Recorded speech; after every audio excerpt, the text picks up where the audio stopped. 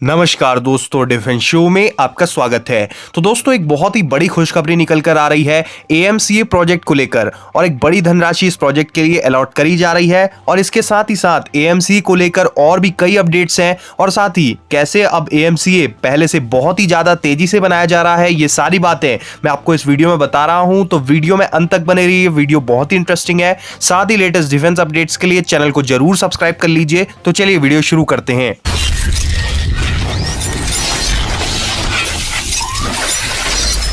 तो दोस्तों, काफी लंबे समय से भारत ये चाह रहा था कि उसके पास खुद के बनाए हुए हथियार हों और इन हथियारों में भी खुद की बनाई हुई मिसाइलें और लड़ाकू विमानों पर सबसे ज्यादा फोकस भारत चाह रहा था। और मिसाइलों के क्षेत्र में हमने महारत तो हासिल कर ही ली है, इसके अलावा हमने काफी समय लगाकर ही सही लेकिन एक अच्छा खासा 4th generation fighter jet LCA तेजस सक्सेसफुली बना लिया है।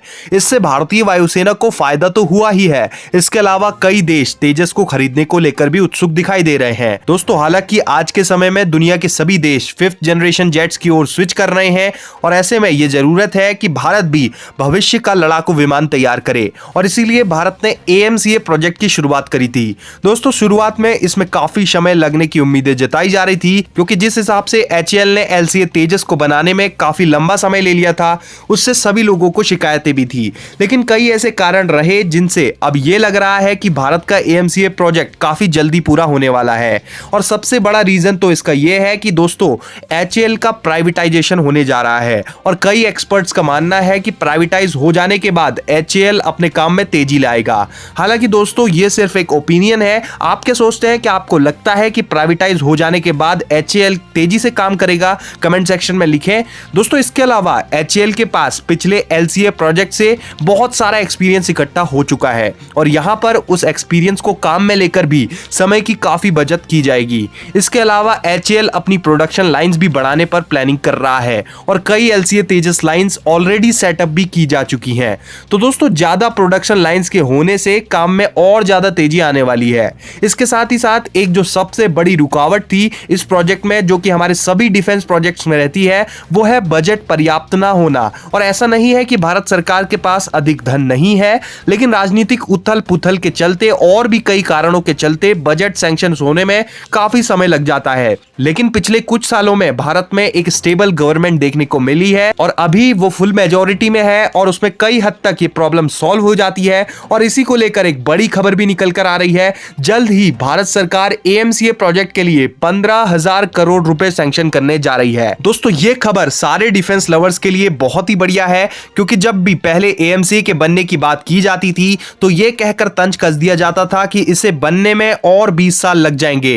लेकिन जितनी तेजी से इसके डिजाइन पर काम किया गया और उसके बाद सारी टेक्नोलॉजी इस पर काम किया गया, उसे देखते हुए यह साफ हो जाता है कि इसमें पिछले प्रोजेक्ट्स की तरह बहुत ज्यादा समय नहीं लगने वाला है।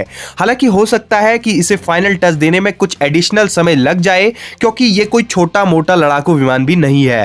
दोस्तों, इसे 5.5 जनरेशन वाला लड़ाकू विमान बताया जा रहा है और दोस्तों, आने वाले 10 सालों तक कोई भी देश 5th जनरेशन से ऊपर का लड़ाकू विमान नहीं यूज करने वाला है।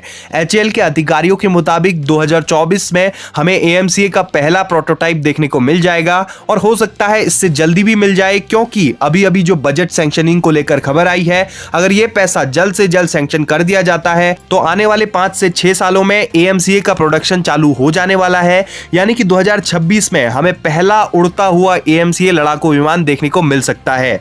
और अगर ऐसा होता है तो फिर यह अपने समय का दुनिया का सबसे घातक और सबसे एडवांस लड़ाकू विमान कहलाएगा। दोस्तों, अभी सिर्फ अमेरिका ही सही मायनों में 5th जनरेशन जेट्स का यूज करता है।